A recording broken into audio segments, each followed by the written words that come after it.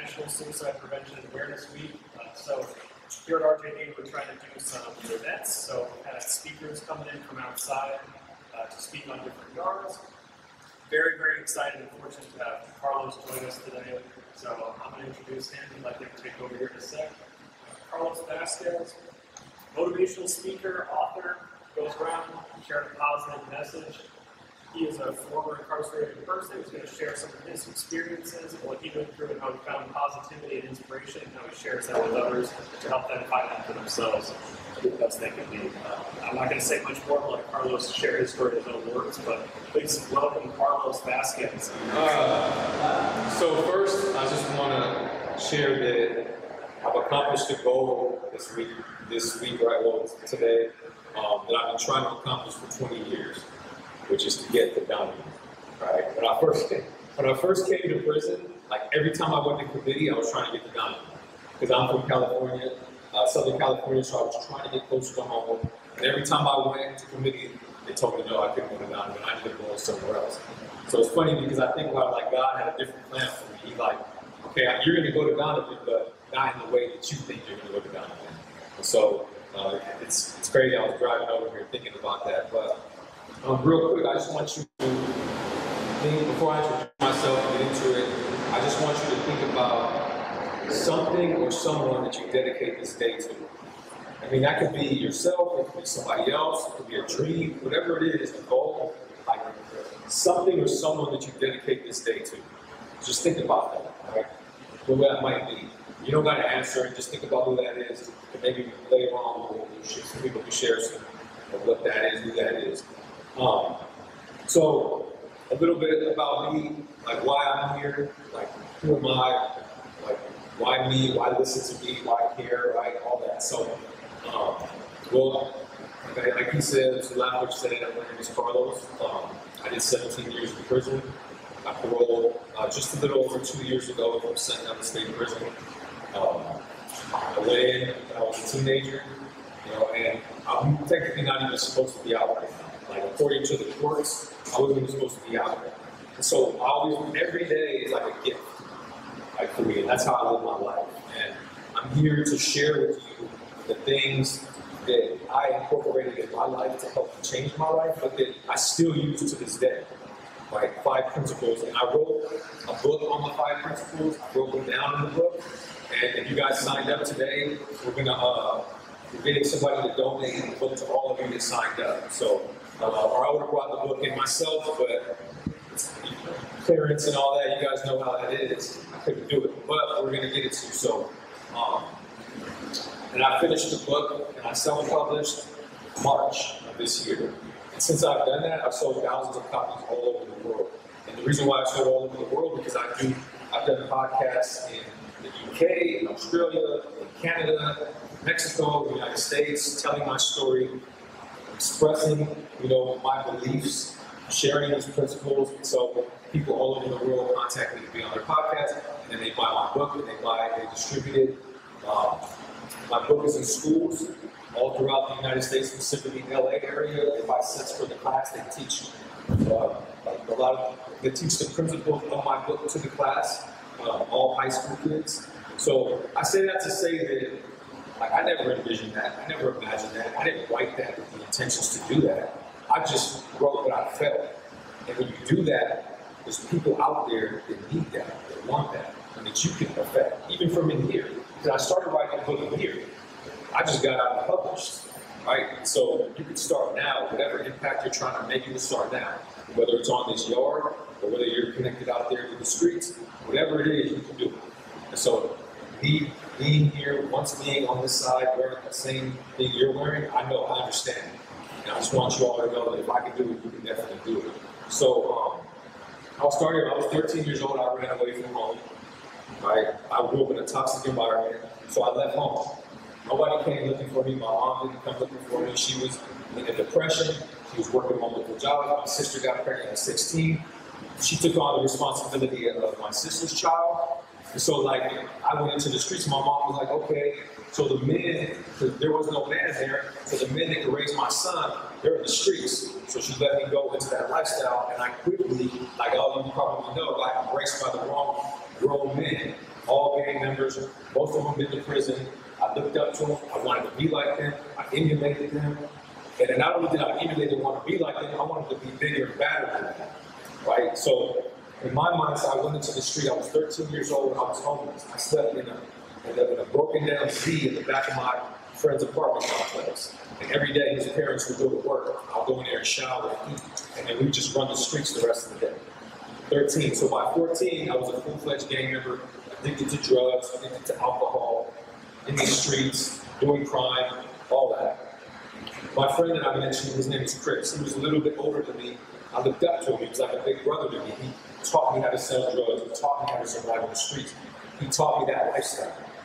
And so, like, we connected through our struggle, through our pain. So that's how we became so close. And a few years after, we met, he ended up committing suicide in front of me in a trap house, a drug house.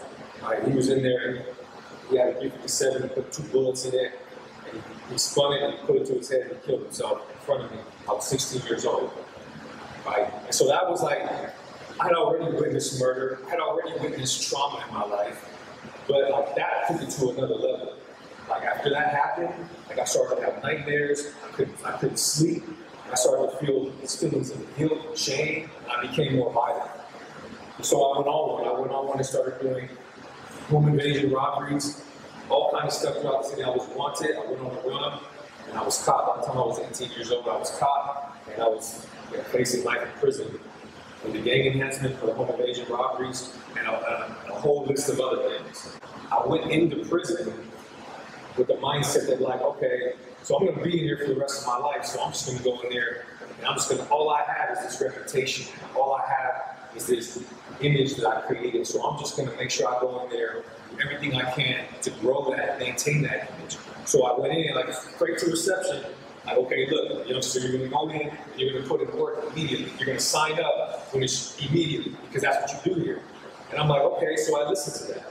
So I went in there for the first decade. I was in and out of the chute, in and out of the hole, trouble, got get deeper into the recesses of prison life, right?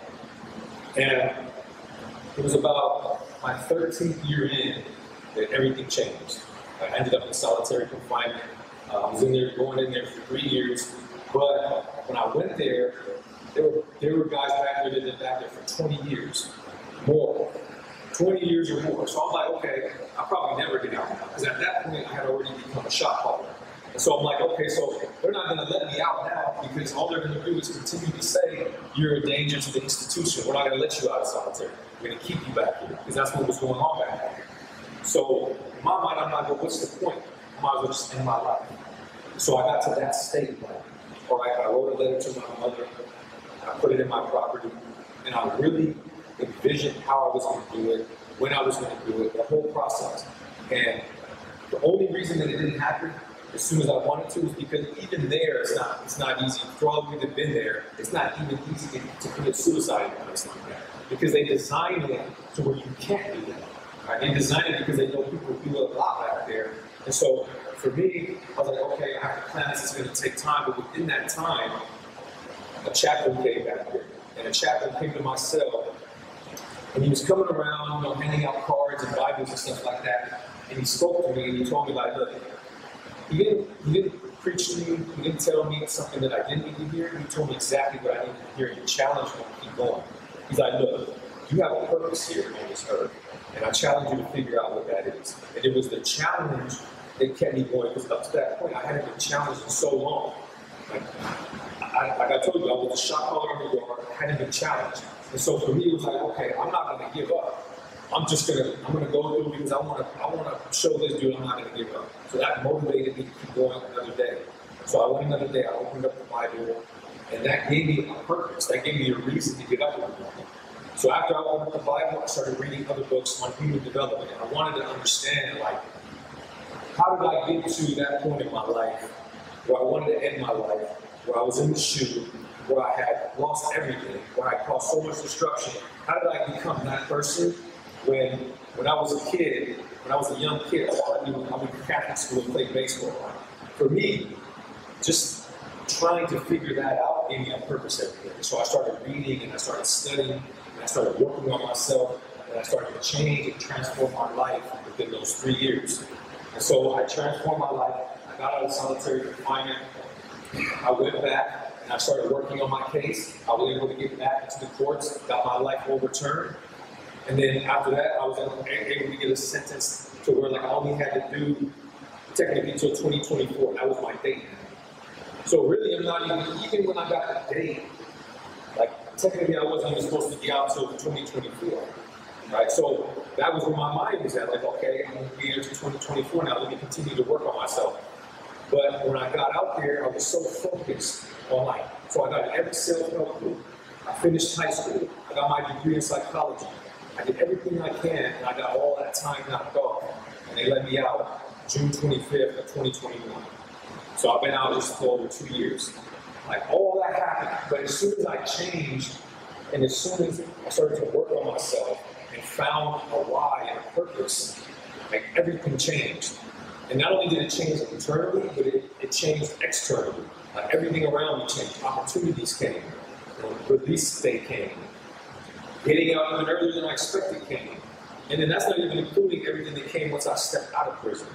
And so what I'm trying to tell you is, if you are on that positive path, if you are working on yourself and trying to be right, and it may seem like it's not paying off just yet, just keep going, because it will.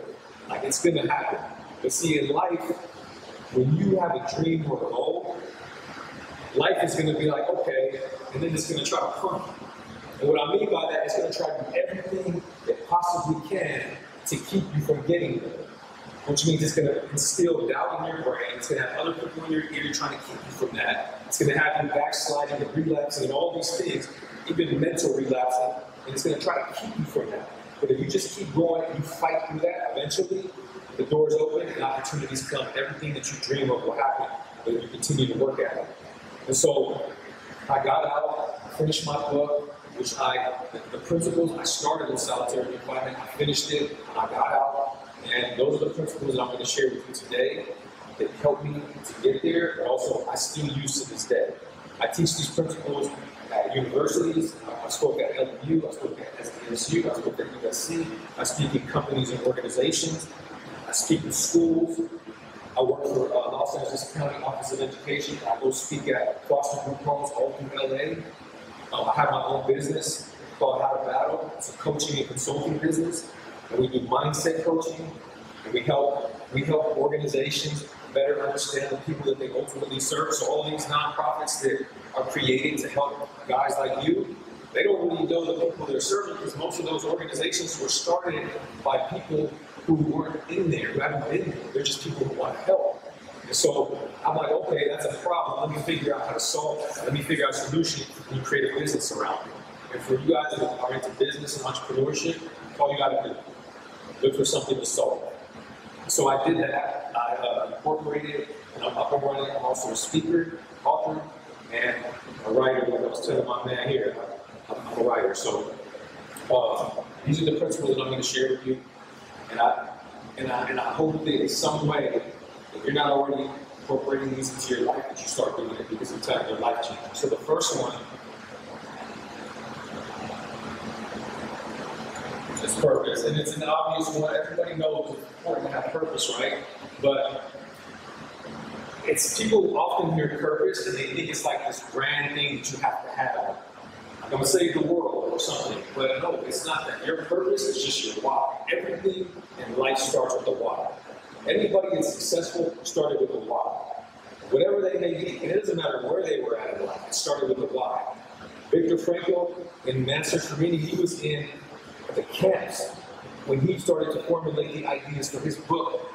He started with the why. So it doesn't matter how much you think you're struggling right now in life, you can start with the why. For me, my why first originally started with somebody else, because I didn't care enough about myself to do it for me.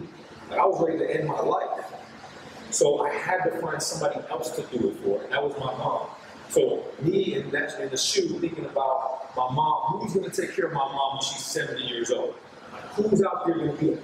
That was my why. So when I was laying in bed in the morning, I didn't want to get up. I just thought about her. I envisioned myself being there to help my mom. So she started off as my why. And then as you grow, because we're constantly growing and evolving, as you grow, this changes. And so it's okay that it changes. Maybe it starts off as you're doing it for somebody else or just a dream, but then eventually that could be just for yourself. You're doing it for you. And then eventually, maybe it's for your family, or maybe it's for somebody that you care about. But you have to identify this if you want to be successful in life. And whatever it is, whether it's obtaining your freedom, whether it's being successful out in the world, whether it's being successful in school, whatever it is, it has to start with your why. And so I encourage you to figure out what that is, if you don't already know what it is. I'm sure a lot of you have that already, because in here, we get through these tough days because we think about somebody out there, that our support system, or somebody that relies on us, or somebody that's counting on us, or even our own dreams that we want to obtain. So the first one is purpose.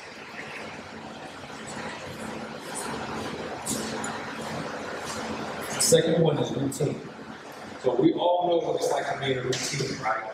We a structured routine.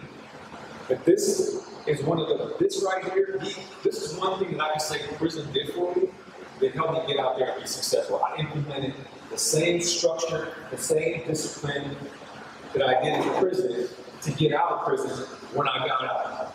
And I still do this. And you'd be surprised at how many people out there don't know this or don't know how to do this. So you already have something, you have an edge.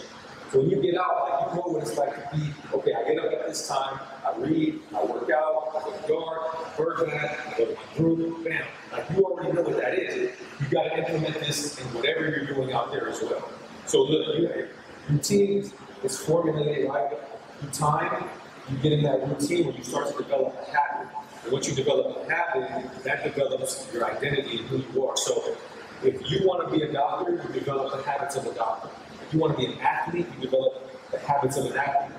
And then eventually you become that, right? But you have to get into the habits of becoming that person. So whoever you envision becoming, whoever you dream of becoming, what are the habits of that person?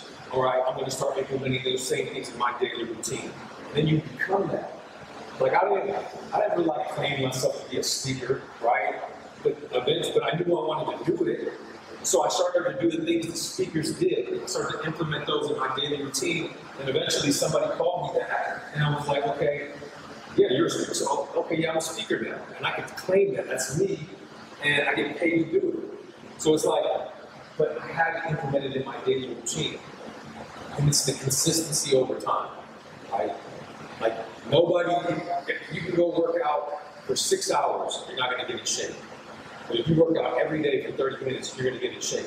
So it's the consistency over time. If you work a little bit at it each day, whatever it is you're trying to work on. If you're trying to work on a book, work on that book a little bit each day. If you're trying to work on your freedom, work on that freedom a little bit each day. If you're just trying to work on becoming a better person, work on that each day. It's the consistency over time.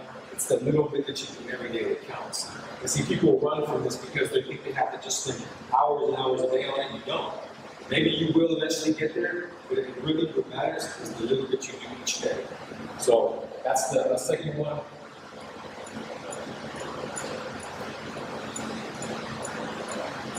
The third one is inspire or inspiration. You gotta find something that inspires you. Right? For me, when I was in the SHU, the one thing that inspired me was when I used to read about people that got out of prison and became successful. Because in my mind, I'm like, okay, if they did it, I know I can do it. Or people in the books that I was reading that overcame way worse situations than I'm in, even in the SHU, they were able to get out and become successful and become great people in their community or become wealthy, whatever it is, that inspired me. So you have to figure out what inspires you. And maybe it's the music, right? Like when you don't feel like working out, but then you hear a certain song or a certain music playing, it kind of gets you going. That's something that you need to identify. You need to tap into that when you're not feeling it. Because even out there in the streets, like there's days when I wake up and I may not be feeling it. I may not want to go do what I need to do, but I know where to tap into that inspiration. What I do is I sit down and I reflect on all the people in prison. I reflect on my life when I was in prison. I reflect on all the friends that I still have in prison in life. That's my inspiration. And you know what it does to me? Like that just gets me up and be like, I'm on, let's go. So you have to know what that is for you specifically. Identify that. because until you're going to need that. Because life is hard. It's hard in here, I know. It's hard out there. And especially if you're pursuing your dream, it's going to get challenging. And life's going to throw everything at you to keep you from getting there. But you got to know what that is. Because you're going to need to hone into that when it's time.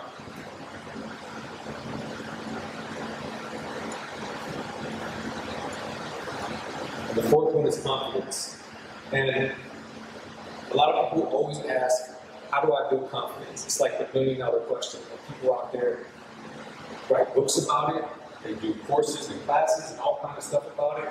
But I'm going to tell you how you build confidence. You build confidence by stepping out of your comfort zone.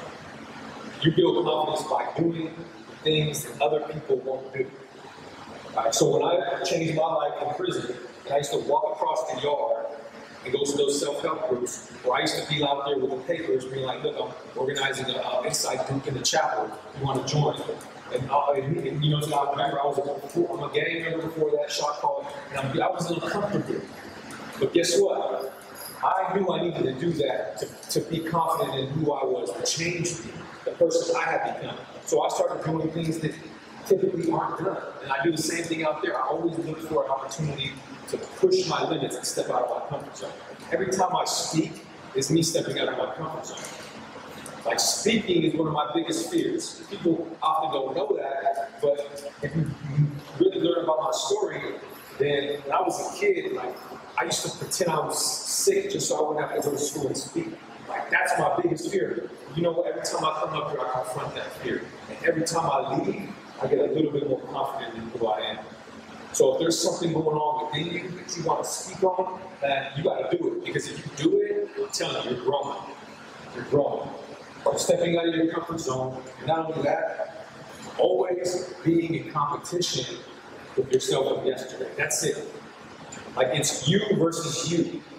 That's it. Like, we can compare ourselves to people all day. Like, I can get out there and compare myself to other people who are in the same industry as me, are way more successful than me, right? But I don't. Because that does nothing for me. I just compete with those. Carlos, that's all I compete with. I compete with who I was. And I know that I'm growing. I can measure that growth when I compete with myself. If I'm in the gym and I'm lifting a certain amount of weight, right, and I'm always in competition with myself trying to get a little bit stronger, in a couple of weeks, I'm going to be able to say, oh, I'm lifting more than I did 2 weeks ago. So that's going to make me more confident because I'm seeing the growth. But if I'm competing with a bodybuilder, that's not going to do anything for me. So who cares what the next person is doing? Who cares how they got to where they got to, right? It's not even about that. It's about you being in competition with you, working on yourself every single day, right? Getting better than who you were yesterday. That's it. That's how you build confidence. And then the last one is education. I mean, this is last, but for me, it's one of the most important things I've ever done to get myself to education. And it's not even about math, 2 plus 2, 3 plus, it's not about that. It's about, and I hate math, right? But that's the thing is I go after the things that I hate. I go after the things that intimidate me. I go after the things that threaten me because for me, if I can accomplish that, it's going to make me more confident. And so once I said, you know what, I'm going to go finish high school, and then I'm going to take another step and I'm going to go get my degree in psychology because I want to understand myself more. I took psychology to understand me so that I could be like, why am I having these suicidal thoughts? Why am I having these feelings of PTSD like this, the nightmares and all that? Once I implemented this in my life, all that went away. I sleep good at night. I don't have nightmares anymore. I don't see Chris committing suicide. It went away. And it's because I live every day with a purpose. I'm structured in my routine. I'm focused. I know what to tap into when I'm not feeling it. I'm confident in who I am, and I'm consistently getting more confident every chance I get. And I'm constantly educating myself. I'm learning. Knowledge is power. You heard it. It's the truth. I walked out of prison with $200 in my pocket. The gate money. Right? That's all I walked out with in terms of material possessions. But what got me to where I'm at today was the work I did on me.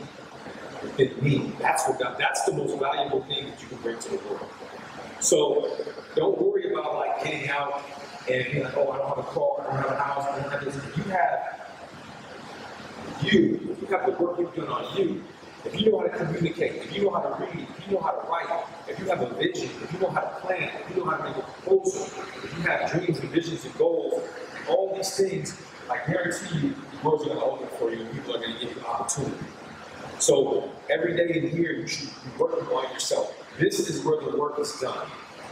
It's right here. This is where all the work I've done for my life is in here. When I got out, within 2 years, I was able to get to where I'm at now, which is far beyond even other people in my family have in their life right now. Like, people in my family have need for help. They've been out there their whole life. And so, but it all comes with a change of mindset. It comes with implementing these things in your life, these principles. And you might be asking, like, what does this have to do with Suicide Prevention Week, right? Because for me, like, when I think about suicide in my whole life, in some way being either figuratively or really actively trying to end my life, it's because I didn't have a purpose. It's because I went in every day aimlessly without a routine. I was just going into the street, going along with the rest of the guys, following in. I didn't have anything to inspire me. Right? All I wanted to do was just be destructive and just do drugs and stuff like that. I didn't have confidence in myself to say, no, I'm good on that. Or I don't think that's right, I don't want to do that. Or no, I don't want to be a part of that. I have another vision for myself in life and it doesn't involve this. I didn't have the confidence to tell them that. And I definitely didn't have the education to speak and stand up for myself, to say I could do something beyond that life. I didn't have that, but once I got that in my life, like, I no longer think about suicide. I don't even, it doesn't even cross my mind anything. I'm trying to help other people to now overcome it. And so when you change, you don't just change you change the people around you. And not only do you change the people that you think are around you, but there's a ripple effect on that. Trust me. Like the chaplain who came to my cell, I never talked to him again. He doesn't know the change he had on me. He doesn't know that. He doesn't know all the people that I've impacted. He doesn't, but none of us do. And either we're going to impact people in a negative way or in a positive way, and then that ripples out into the world, and then we wonder why negative stuff comes to us, because that's what we're putting out. But once you shift that and start doing the good stuff, and the positive stuff, then everything good starts to happen. And there's going to be challenges there, but as long as you have these things to help you get through those challenging times, then you'll be able to overcome them.